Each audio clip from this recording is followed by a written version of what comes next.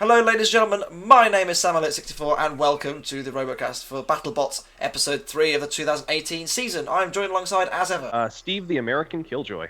yeah, you're pretty much a regular now, Steve. I'm very proud of you. Well Yeah, done. I finally made it. Like, what is it? Like, I think this is a record for like 3 in a row. So Yeah. hey, And we're joined by a returning guest from back in Series 10. Introduce yourself, sir. Hello everyone, I am TwoPennyMilk. Hello, Anthony. Welcome back. Obviously, taking a break from your ant weights and the fabulous Ant Anarchy. If you haven't seen it, what are you doing with your life? Go and watch it right now. It's amazing. Obviously, BattleBots. What have you made of the season so far? It's been quite interesting, hasn't it? Really. Really has like the episodes, every single episode I've watched has been so entertaining. I mean, I think it's fair to say that you look at the way that the format works now. The show as a whole is just so much slicker. Obviously, again, another soft intro this week, much like last week's show, which we didn't really talk about how Kenny was with Icewave just chilling, and then this week he's just walking around the pits and having a bit of laugh and a joke with the teams in the pits. It's really nice to see that they're actually doing something a bit different instead of just the normal.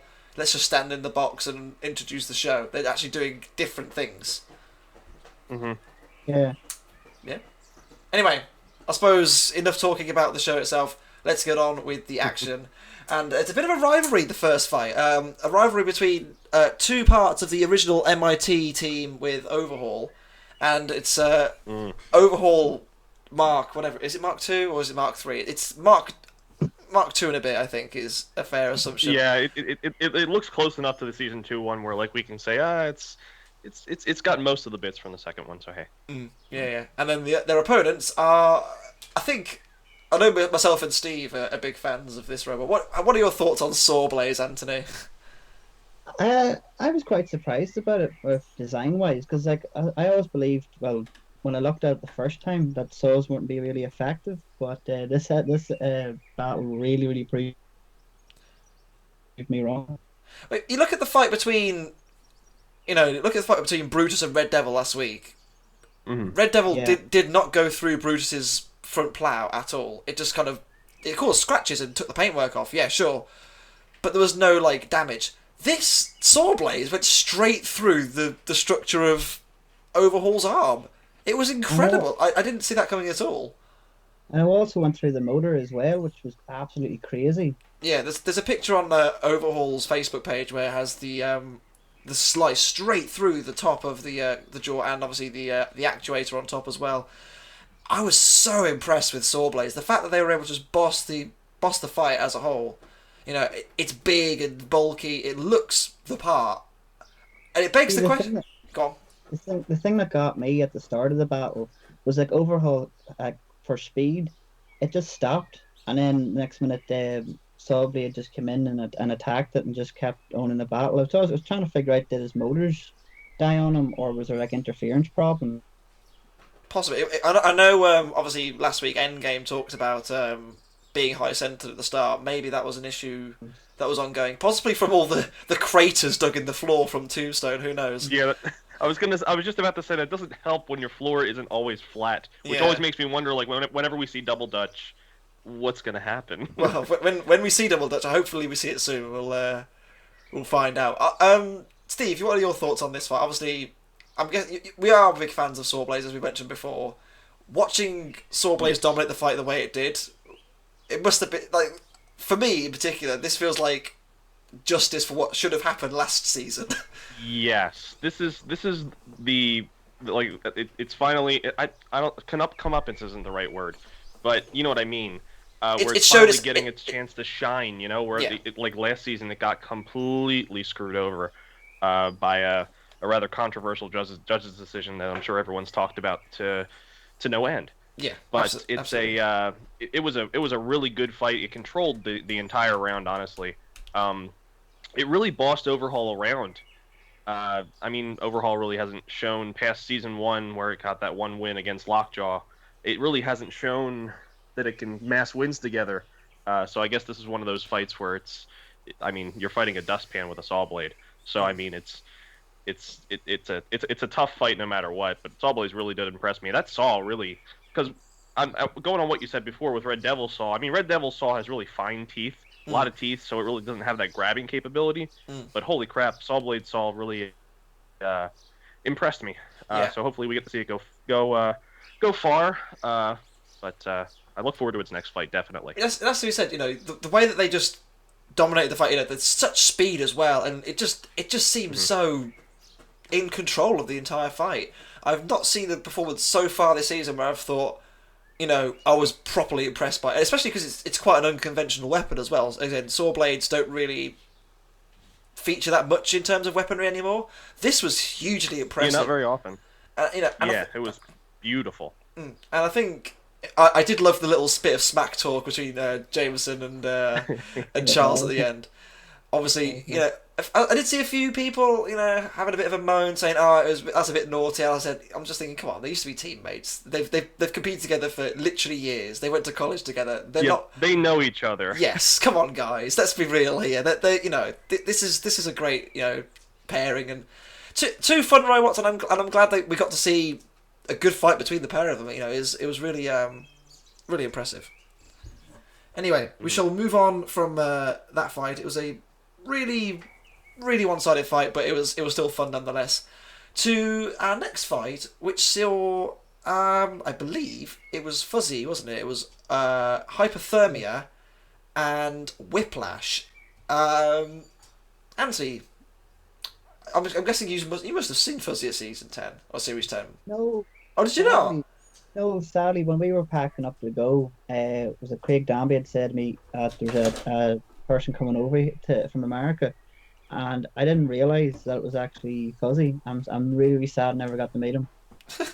It's a shame because obviously, you know, famous, you know, for Team Toad, and he was even Robot Wars with Cathar. I did get a sticker though. I did get a sticker. Oh, that's the main. Everyone has to have a sticker. Hey. Yeah. Everyone has to have a sticker. Those stickers seem to find their way around. It was interesting. Apparently, I've heard of stories that apparently they're in literally every episode of Classic Robot Wars after like Series 3. So if you look hard enough, they're around, especially in Series 10. Oh, they're around in Series 10. They're everywhere in Series 10. But you look at the mighty machine that is Whiplash. Splatter didn't really do that well in Season 2. It was kind of unfortunate in that respect. They have done some work. Holy moly, have they done some work. Whiplash is another level. And again, it was so impressive to take on such an obviously experienced competitor in Fuzzy. They were able to, you know, boss the fight. They took off one of the wheels. I was impressed with Hyperthermia as well. The fact that they were able to get underneath and, you know, lift them up initially. But after that, Whiplash were just on form. They looked really dangerous. Yeah, after that, it wasn't close at all. No. I do love that weapon arm, though. I love that final attack just before the end, when it went right up and knocked the top off the panel of Hyperthermia.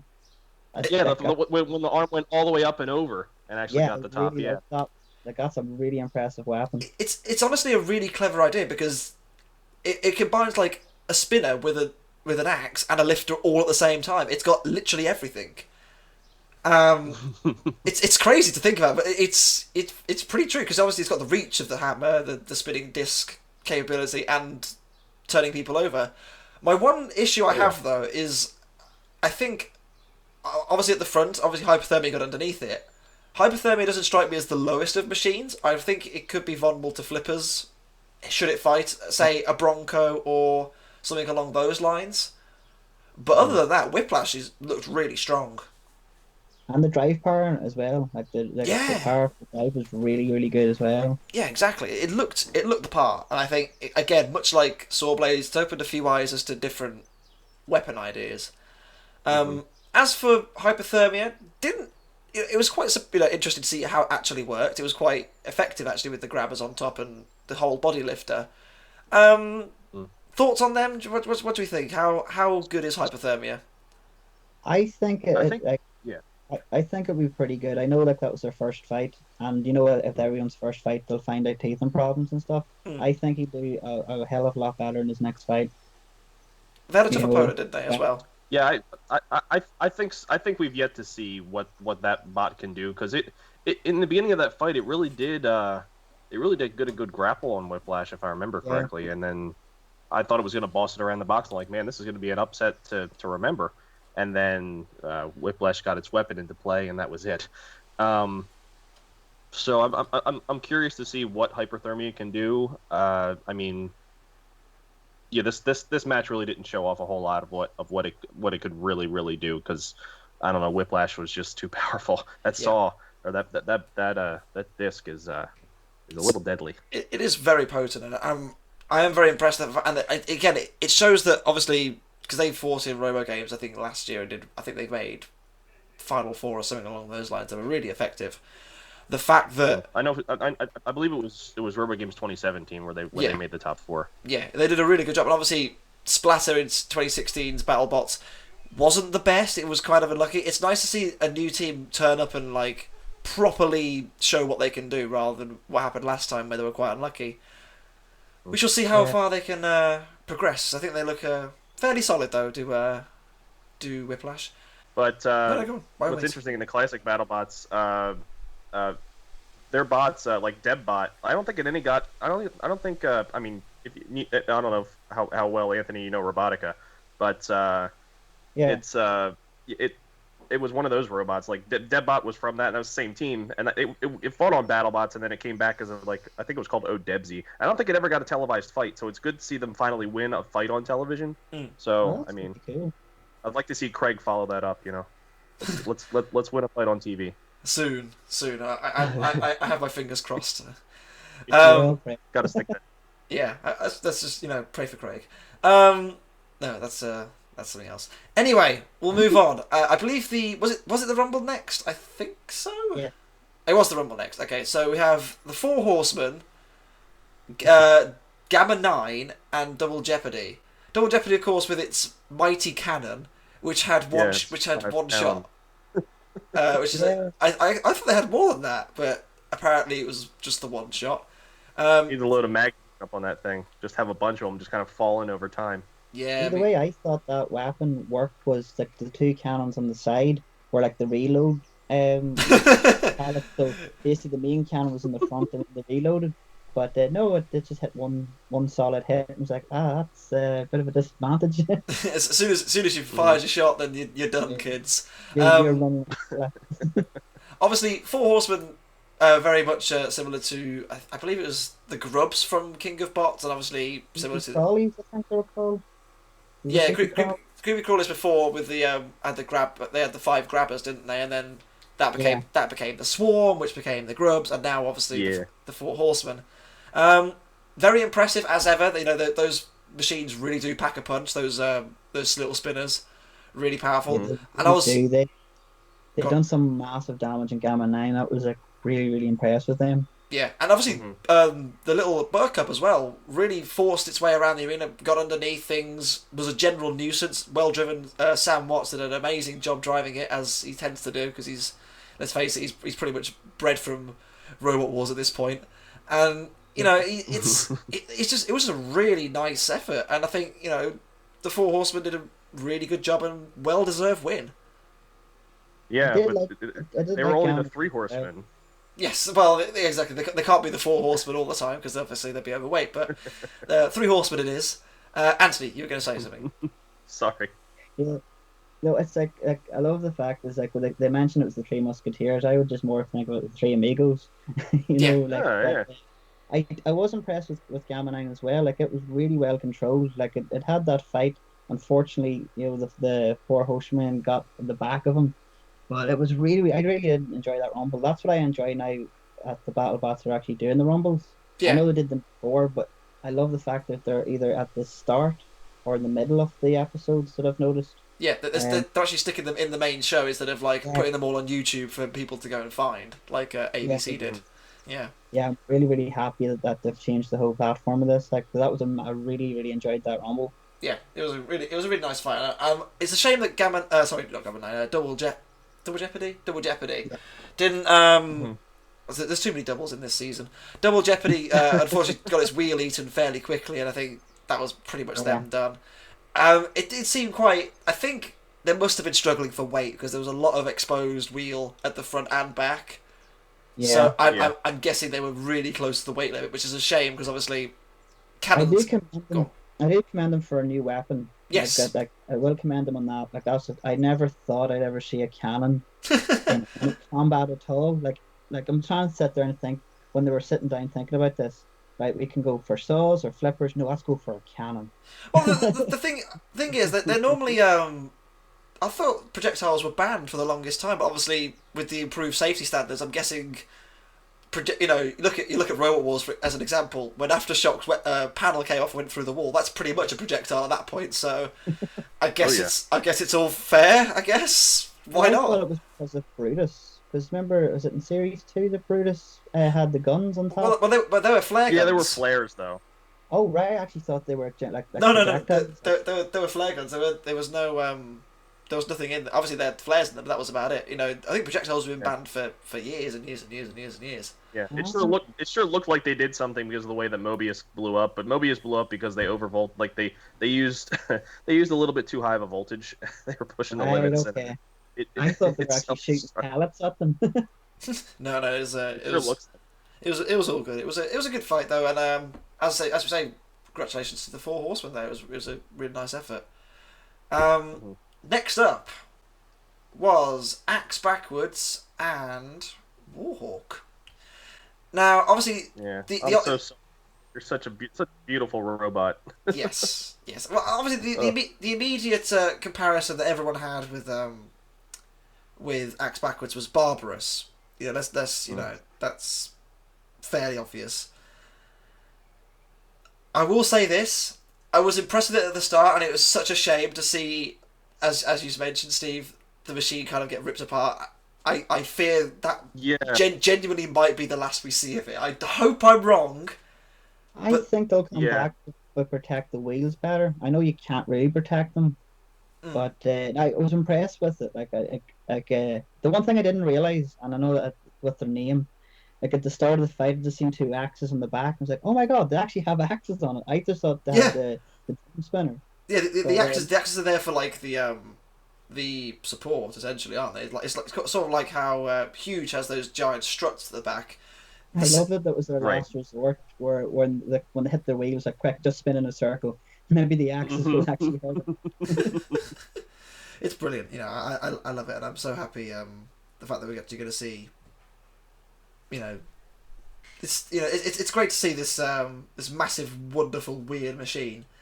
Um, as for Warhawk, we mentioned in the preview, obviously has that big exposed motor at the back. It's so tiny. Warhawk is Yeah. actually tiny. I thought it was bigger than what it was, but it's really not. Did A you? lot of weight into that weapon.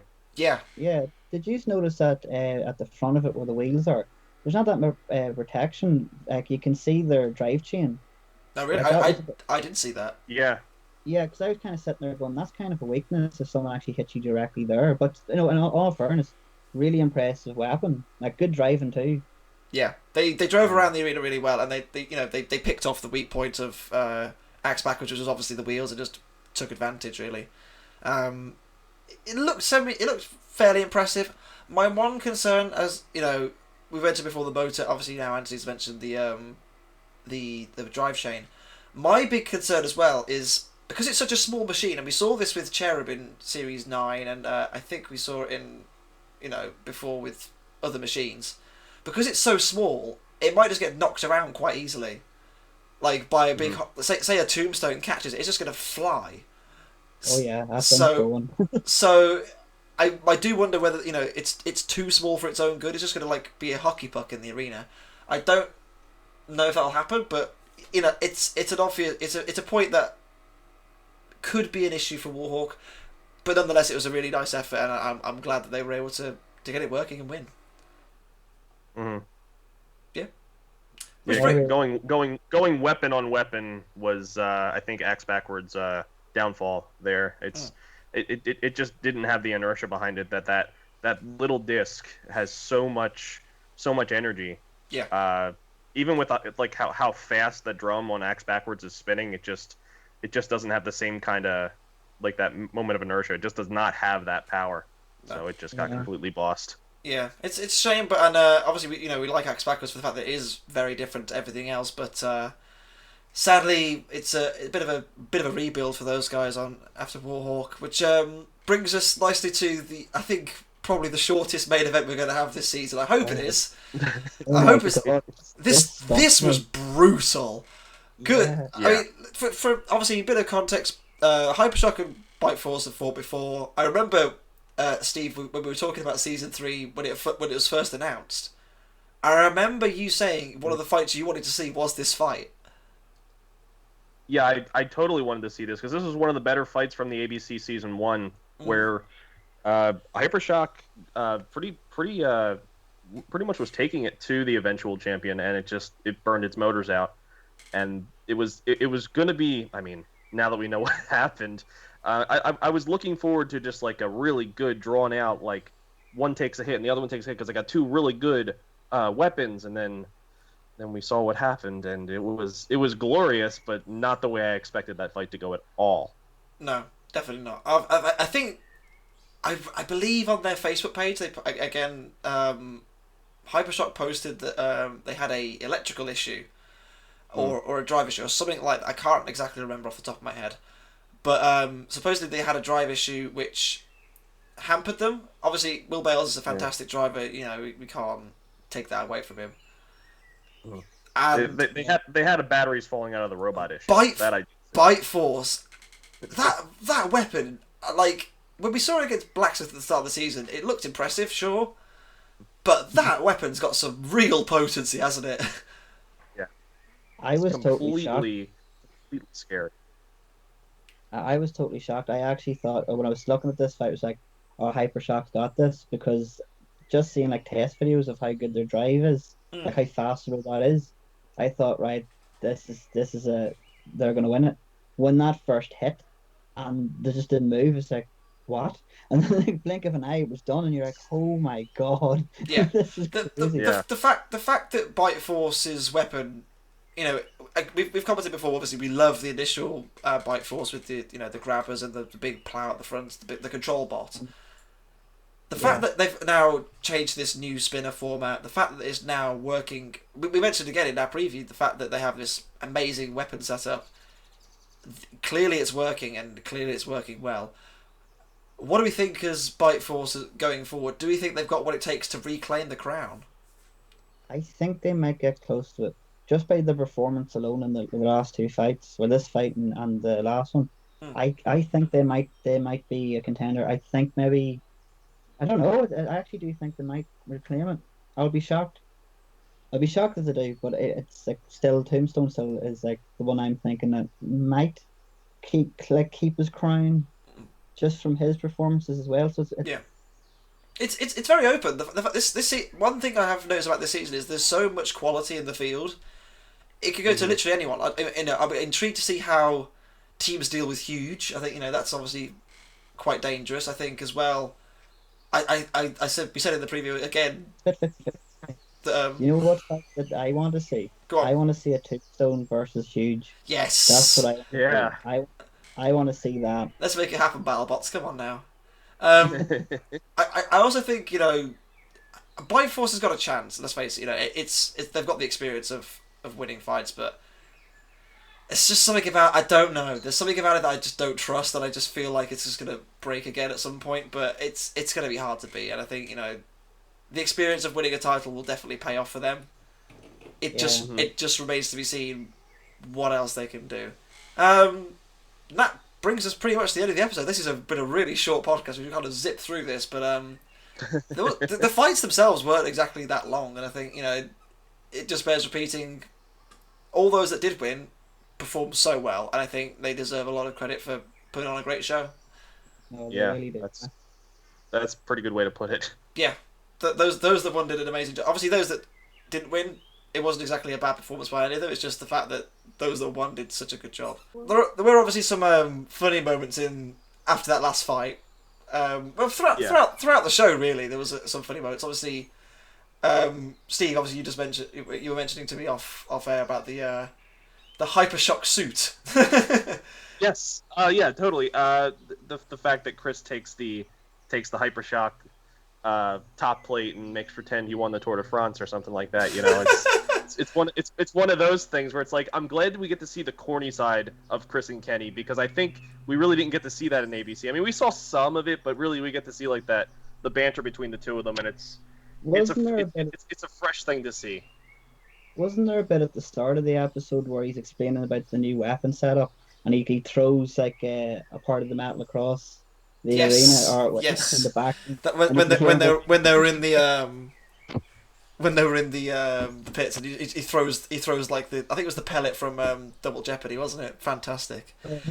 I think another great moment was Farouk when he was introducing HyperShock. Just that look, breaking the fourth wall down the camera, just like, oh yeah, I messed up this time. It's been fantastic. You know, I think one thing that we need to really comment on is the fact that the improvement in quality of like the atmosphere around BattleBots. I think you know the guys are, you know, clearly a lot more relaxed on Discovery rather than ABC. I also like the fact is before the battle, before the 3-2-1, they actually have the little tiny interview with the teams about their strategy and stuff. Yeah, that's a really nice touch. Yeah, I really like that. I'm impressed with that. Like, they've obviously gone away. You know, we've mentioned already that the format's been so much more improved than it has been in previous seasons. They look like they're having a lot of fun with it. Even down to the presenters, the Roboteers, everything. They just seem to be a lot more at ease. I think possibly coming with, you know, not being on a major cable network and being on sort of a lesser, not you know what I mean, Mm-hmm. like a less predominant network might, you know, give a few more. I think it's less pressure. A bit less pressure, a bit less pressure, and a bit more freedom of creative freedom to work around things. Mm-hmm. Maybe put in front of the right eyes, you know, like the right people, like the people that watch Discovery Channel shows maybe will be more interested in a show like BattleBots, you know. Yeah, absolutely. I think, you know, I as well as that, you know, moving Jessica from obviously being a judge in the past 2 seasons to, you know, a presenting role now, I think also has worked really well, because obviously she's been around for yonks with, you know, IGN and the Nerdist podcast. Yes. Speaking of judges, the one thing that makes me really sad is the fact that one of the judges was Complete Control, and I heard that he's stopped. Derek Young, yeah. Yeah, I'm so sad. I really wanted to see Complete Control in this series. Derek, if you're watching, bring back Complete Control. We want more. Please. We need complete control. Oh yes. we need a bad boy at BattleBots, don't we? Let's face it. You know, he's gone away, and there's a big hole that needs filling. I will say another judge that I was very surprised to see. I'm very happy to see was Mark Satrakian. I am so glad they put him on there as well. Obviously, he was it Mechadon? Yeah, Mechadon and the Master and the Snake. Snake's amazing as well. I love Snake. It's not competitive at all, but it's just great. Look at it.